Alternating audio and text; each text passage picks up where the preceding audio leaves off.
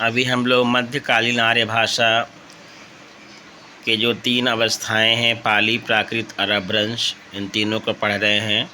पिछली वीडियो में मैंने आपको पाली और प्राकृत संबंधी जो है ये दोनों अवस्थाओं के बारे में, उनकी विशेषताओं के बारे में बताया था। तो आज हम लोग मध्यकालीन आर्य भाषा की तीसरी अवस्था अपभ्रंश के बारे में पढ़ेंगे। तो आइए शुरू करते हैं क्लास। अपभ्रंश का शाब्दिक अर्थ है भ्रष्ट भाषा। व्यांगी, पतंजलि, हेमचंद्र और दंडी आदि प्रमुख भाषा शास्त्रियों की व्याख्या से प्रतीत होता है कि भाषा के शब्द संस्कृत के मानक शब्दों से विकृत हुए हों, उसे ही भ्रष्ट भाषा या अपभ्रंश कहा जाता है। कालक्रम की दृष्टि से अपभ्रंश मध्यकालीन आर्य भाषाओं की तीसरी और अंतिम अवस्था का नाम है। वहीं पाली आपकी पहली अवस्था है और प्राकृत दूसरी अवस्था, और अपभ्रंश जो है वो तीसरी और अंतिम अवस्था का नाम है, जो मध्यकालीन आर्य भाषा की तीसरी अवस्था है। इसका समय पाली और प्राकृत के बाद लगभग 500 ईस्वी में आरंभ होता है तथा लगभग 11वीं और 12वीं शताब्दी में यह पुरानी हिंदी से पर्यवसित हो जाती है। कहने का अर्थ है कि यही अपभ्रंश बाद में जाकर जो है पुरानी हिंदी के रूप में बदल जाती है। पुरानी हिंदी से आधुनिक आर्य भाषा का आरंभ माना गया है। तो आपकी ये जो अपभ्रंश है, समझिए तो एक संधिकालीन भाषा है, क्योंकि अपभ्रंश के बाद पुरानी हिंदी आई और अपभ्रंश के पहले जो है प्राचीन भाषा का वर्णन मिलता है, जिसमें वैदिक संस्कृत और आपका लौकिक संस्कृत आता है। अब आते हैं हम लोग अपभ्रंश के अध्ययन के स्रोत। अपभ्रंश की पहचान के लिए आधुनिक भाषा विज्ञान के पास कई स्रोत उपलब्ध हैं। इनमें से कुछ शिलालेखों के रूप में हैं तो कुछ साहित्यिक रचनाओं के रूप में। 8वीं शताब्दी में सिद्ध साहित्य के विकास में पूर्व प्राकृत मिश्रित अपभ्रंश मिलती है। बाद के समय में बौद्ध रासों तथा विशेषकर जैन साहित्य की रचनाओं में अपभ्रंश के प्रयोग के उदाहरण दिखाई देते हैं। इनमें महापुराण, जसहर चरित, णय कुमार चरियु, जिनदत्त कहा, भविष्यत कहा, आहुर दोहा आदि रचनाएं प्रमुख हैं। कालिदास के नाटकों में भी निम्न वर्ग के पात्र इसी भाषा का प्रयोग करते हैं। विकास प्रक्रिया से जुड़ा विवाद। अपभ्रंश के संबंध में एक महत्वपूर्ण विवाद यह है कि इस भाषा का विकास केवल संस्कृत की परंपरा में हुआ या विदेशी तत्वों का प्रभाव भी इसके विकास की प्रक्रिया में शामिल है। पाली और प्राकृत का विकास मुख्यतः संस्कृत की देशीय परंपरा में ही हुआ है, किंतु अब यह बात स्वीकृत है कि अपभ्रंश के विकास में संस्कृत की देशीय परंपरा के साथ साथ कुछ बाहरी प्रभाव भी शामिल रहे हैं। 7वीं शताब्दी के आसपास उत्तर पश्चिमी भारत में गुर्जर, आभीर और जाट आदि समूह बसने लगे थे, जो संस्कृत की परंपरा में दीक्षित नहीं थे। उनकी भाषा को भी आरंभ में भ्रष्ट समझा गया। धीरे धीरे उनकी भाषा पर शौर सेनी प्राकृत का प्रभाव पड़ा तथा उनकी भाषा क्षेत्रीय भाषा के नज़दीक आने लगी। सत्ता प्राप्त होने पर यही नए समूह राजपूत कहलाने लगे तथा इनकी भाषा तीव्र गति से विकसित होकर राजभाषा व साहित्यिक भाषा के रूप में प्रतिष्ठित हो गई। अपभ्रंश का संबंध इसी मिश्रित भाषिक परंपरा से माना जाता है। अपभ्रंश भाषा या भाषिक विकास की स्थिति। अपभ्रंश के संबंध में एक अन्य विवाद यह है कि यह अपने आप में एक विशेष भाषा है या भाषिक विकास की एक स्थिति। इन दोनों में अंतर यह है कि यदि यह भाषा है तो एक निश्चित समय और स्थान में इसका विकास दिखना चाहिए, और यदि यह भाषिक विकास की स्थिति है तो हिंदी क्षेत्र की प्रत्येक प्राकृत के बाद अपभ्रंश की स्थिति आनी चाहिए। पहली स्थिति में अपभ्रंश एक भाषा होगी, जबकि दूसरी स्थिति में सभी प्राकृतों के बाद एक एक अपभ्रंश होगी। सुनीति कुमार चटर्जी जैसे विद्वानों ने स्पष्ट माना है कि अपभ्रंश एक भाषा नहीं, भाषिक विकास की केवल एक स्थिति है, और 6ठी से 11वीं शती तक प्रत्येक प्राकृत की एक अपभ्रंश अवस्था देखी जा सकती है। दूसरा मत यह है कि अपभ्रंश हिंदी प्रदेश के उत्तर पश्चिमी भूभाग की भाषा है। समकालीन भाषा विज्ञान मानता है कि प्रारंभ में अपभ्रंश का विकास उत्तर पश्चिमी भूभाग में ही हुआ होगा, किंतु राजभाषा और साहित्यिक भाषा बनने के बाद इसका प्रभाव पूरे हिंदी क्षेत्र पर पड़ा। इस प्रक्रिया में अपनी निजी परंपरा तथा इस बाहरी प्रभाव से मिलकर प्रत्येक प्राकृत की एक अभ्रंश अवस्था पैदा हुई। इस मत के भी वे अपवाद हो सकते हैं, किंतु आमतौर पर इस मत को स्वीकार करने में कोई बाधा नहीं है। अपभ्रंश की भाषा संबंधी विशेषताएं। पहली, ध्वनि संरचना। अपभ्रंश में प्रयुक्त होने वाले स्वर इस प्रकार हैं। ह्रस्व स्वर अ ई उ ए ओ। दीर्घ स्वर आ ई उ ए ओ। ए और औ नहीं मिलते क्योंकि पाली में ही वे ए और ओ हो गए थे। री का प्रयोग अपभ्रंश में नहीं था, उसका उच्चारण री की तरह हो गया था।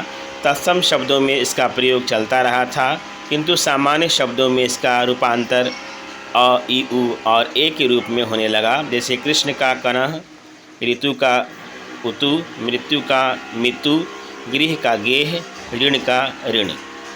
अपभ्रंश अपनी प्रवृत्ति में उकार बहुला भाषा के रूप में विकसित हुई है।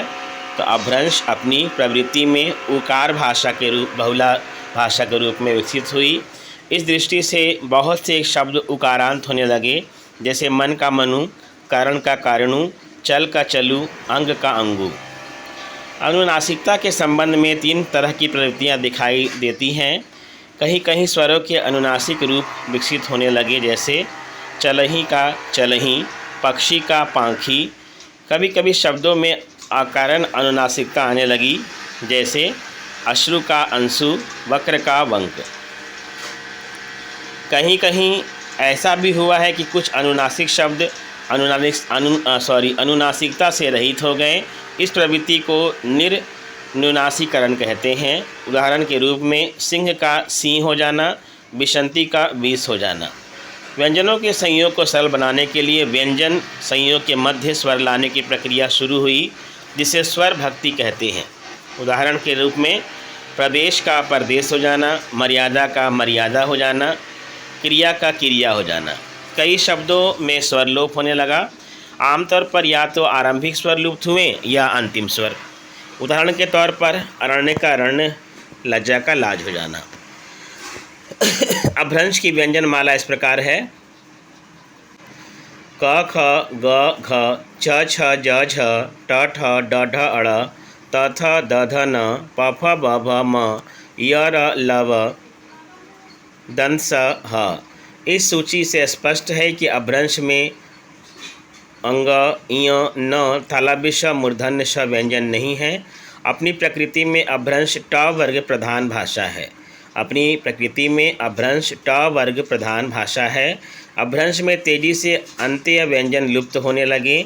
वैसे यह प्रक्रिया पाली प्राकृत से ही चली आ रही थी। उदाहरण के तौर पर जगत का जग हो जाना, अर्थात यहाँ पर अनंत व्यंजन लुप्त हो गया है।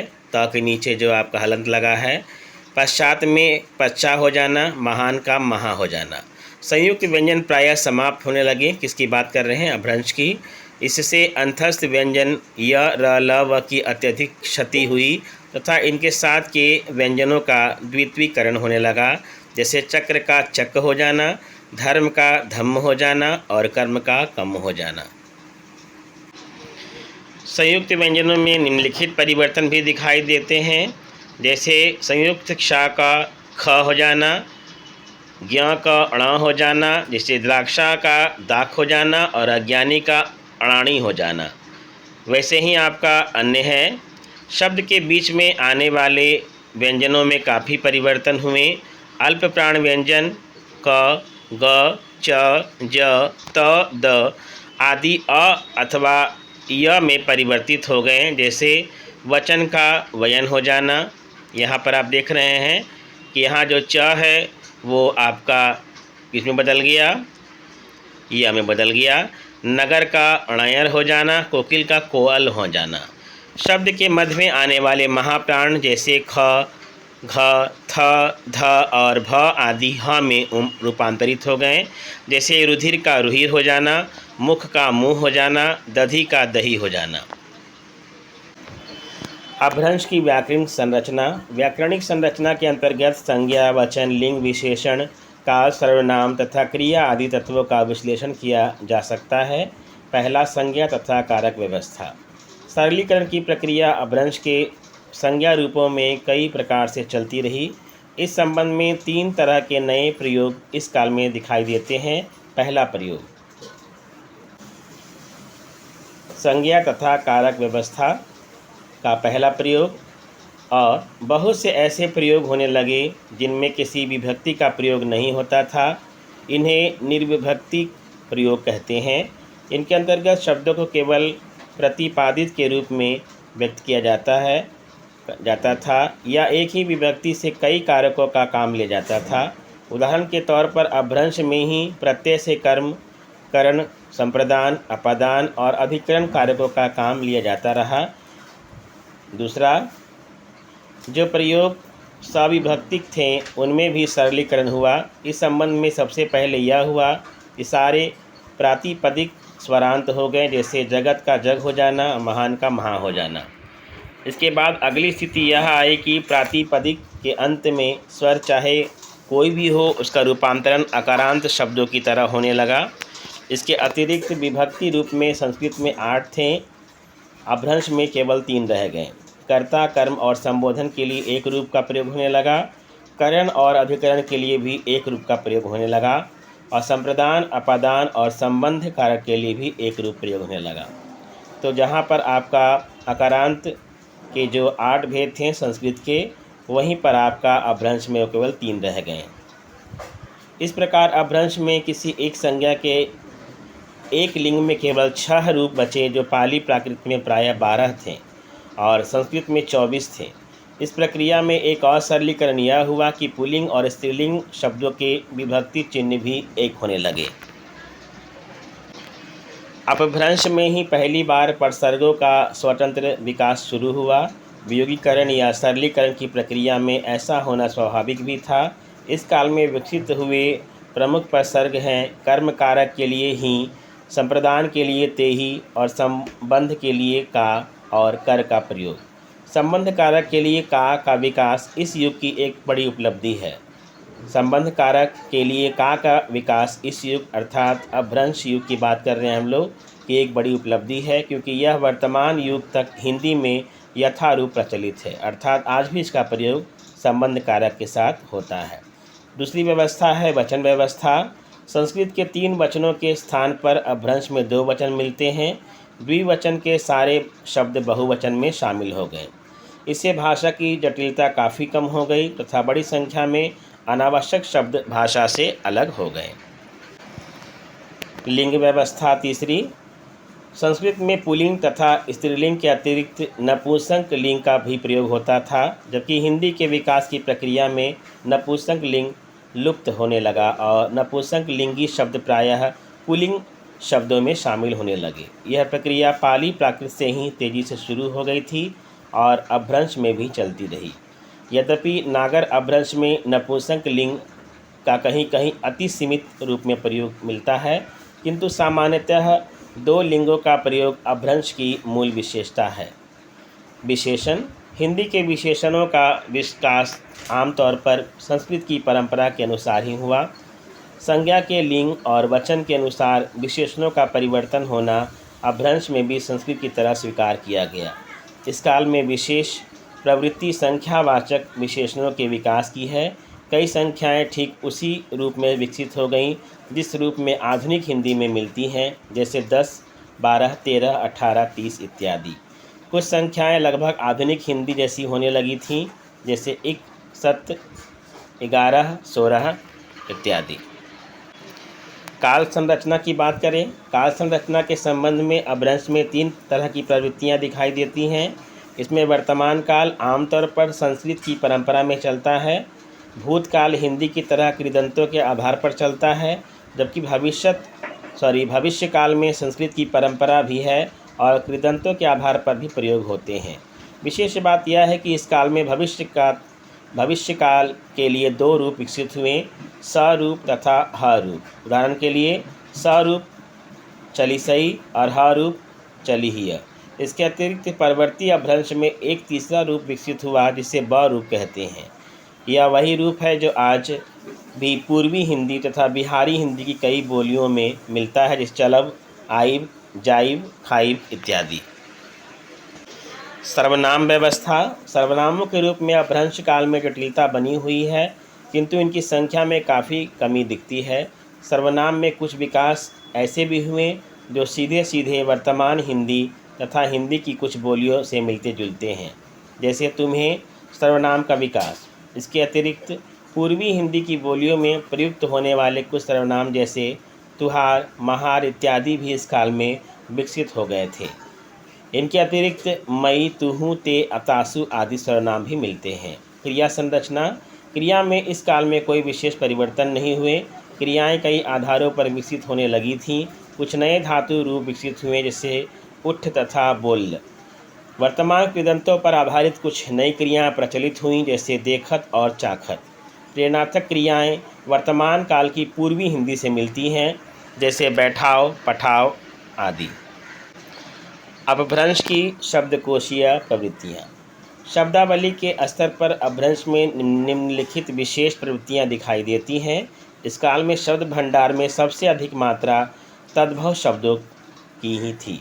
इस काल में शब्द भंडार में सबसे अधिक मात्रा इनकी थी तो तद्भव शब्दों की थी। देशज शब्द दूसरे स्थान पर आ गए थे और तत्सम शब्दों का लोप होने लगा था। तत्सम शब्द तीसरे तथा विदेशज शब्द अंतिम स्थान पर थे। तद्भव शब्दों का सबसे अधिक होना स्वाभाविक भी था, क्योंकि अपभ्रंश का विकास पूरी तरह से संस्कृत से परिवर्तनों के आधार पर ही हुआ। तद्भव शब्दों के कुछ उदाहरण इस प्रकार हैं: कम, धम्म, क्रिया, अज, अंशु। हिंदी की सारी संख्याएं भी तद्भव शब्दों में ही शामिल की जा सकती हैं, जैसे 12, 13, 10, 3, 18। अपभ्रंश का विकास विकेंद्रीकृत पद्धति से हुआ, जिससे देशज भाषा के शब्द तेजी से विकसित हुए। आमतौर पर ध्वन्यात्मक शब्दों, घर गृहस्थी से संबंधित शब्दों तथा कुछ विशेष क्रियाओं में देशज शब्द दिखाई पड़ते हैं। ध्वन्यात्मक शब्द जैसे किलकिल, झलझल, खुणखुण। घर गृहस्थी वाले शब्द रस्सी, घूंघट, मुग्ग। क्रियाएं शब्द थकई अर्थात थकता है, तड़पई अर्थात तड़पता है। तत्सम शब्द अपभ्रंश के आरंभिक काल में कम संख्या में थे, किंतु धीरे धीरे उनकी संख्या बढ़ने लगी। संख्या बढ़ने के दो कारण थे।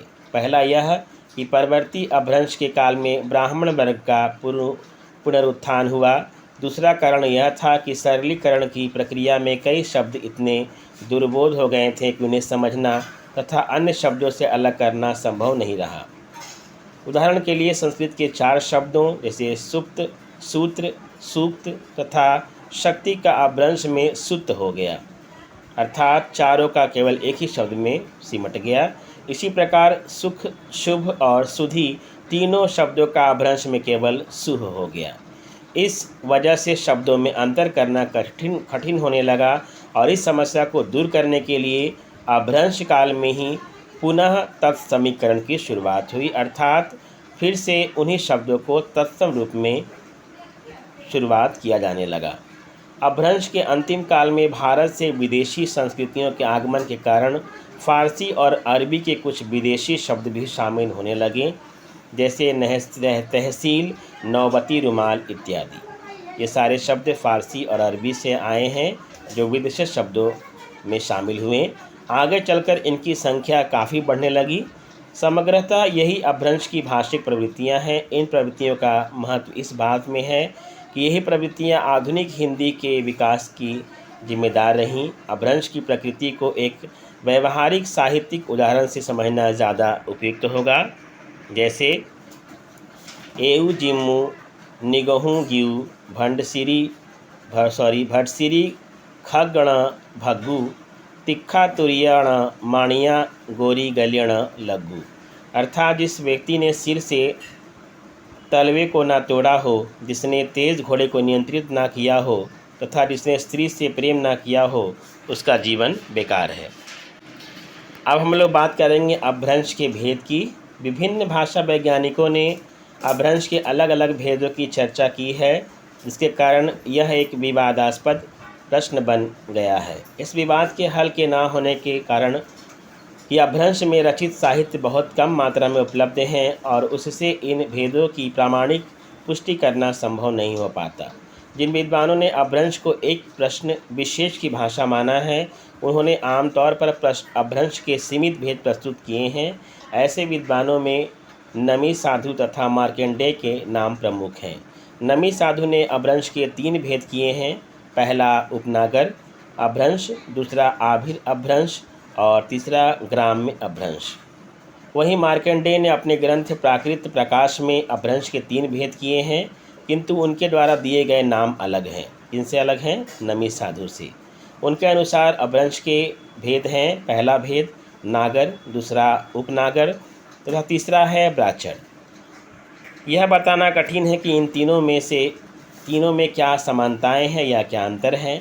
डॉक्टर नामवर सिंह ने अपभ्रंश संबंधी अपने अनुसंधान में यह निश्चित किया है कि नाम साधु द्वारा वर्णित उपनागर अपभ्रंश और मार्कंडेय द्वारा वर्णित नागर अपभ्रंश सामान्यतः एक ही हैं, जिन्हें परिनिष्ठित अपभ्रंश भी कहा जा सकता है। शेष चारों भेदों की व्याख्या वे प्रमाणों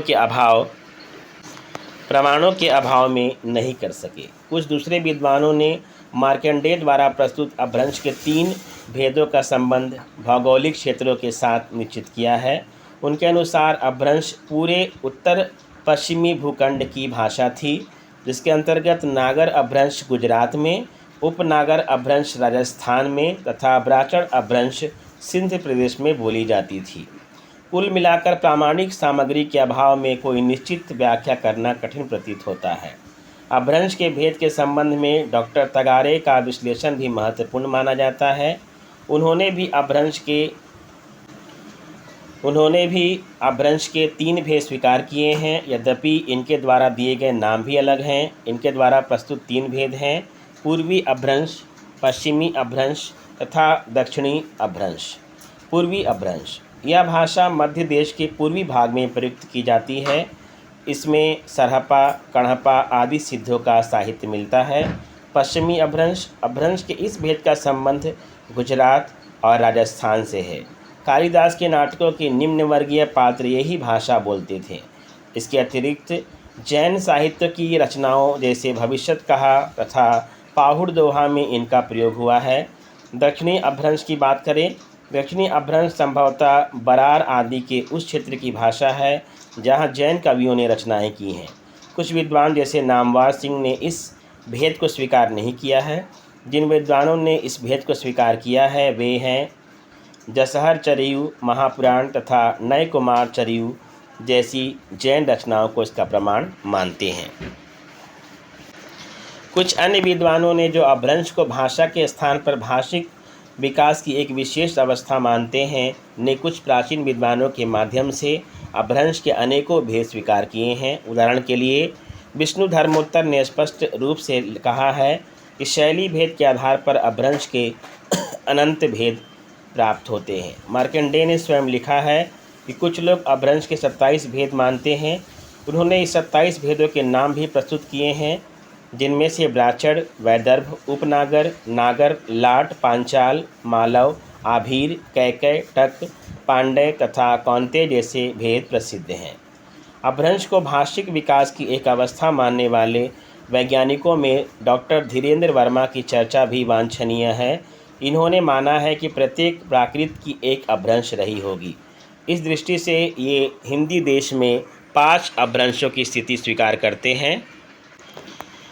जैसे शौरसेनी प्राकृत का है शौरसेनी अपभ्रंश, पैशाची प्राकृत का अपभ्रंश है पैशाची, महाराष्ट्रीय प्राकृत का अपभ्रंश है महाराष्ट्रीय अपभ्रंश। वहीं अर्धमागधी प्राकृत का है अर्धमागधी अपभ्रंश और मागधी प्राकृत का अपभ्रंश है मागधी अपभ्रंश। स्पष्ट है कि भाषा वैज्ञानिकों ने इन भेदों को लेकर पर्याप्त विवाद है। वास्तविकता यह है कि अपभ्रंश के साहित्य में ऐसे प्रमाण उपलब्ध नहीं हो पाए हैं जिनसे इन भेदों की पुष्टि की जा सके। इसके बावजूद यह कहना भी कठिन है कि ये भेद काल्पनिक हैं। संभावना के तौर पर इन भेदों को स्वीकार किया जा सकता है, किंतु प्रामाणिकता के लिए हमें कुछ और भाषा वैज्ञानिक प्रमाणों की प्रतीक्षा करनी होगी। तो प्यारे मित्रों, ये यहीं पर समाप्त नहीं होता है। इसका कंक्लूज़न मैं अगली वीडियो में आपको दूंगा कि अपभ्रंश के कितने भेद माने गए हैं और उन भेदों के अंदर कितनी भाषाएं आती हैं, क्योंकि ये तो कन्फ्यूज़न हो गया ना। तो इन कन्फ्यूज़न को दूर करेंगे अगली वीडियो में, पार्ट 3 में।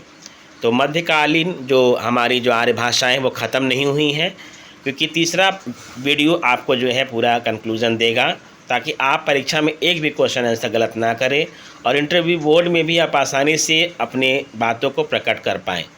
तो ठीक है आज के लिए।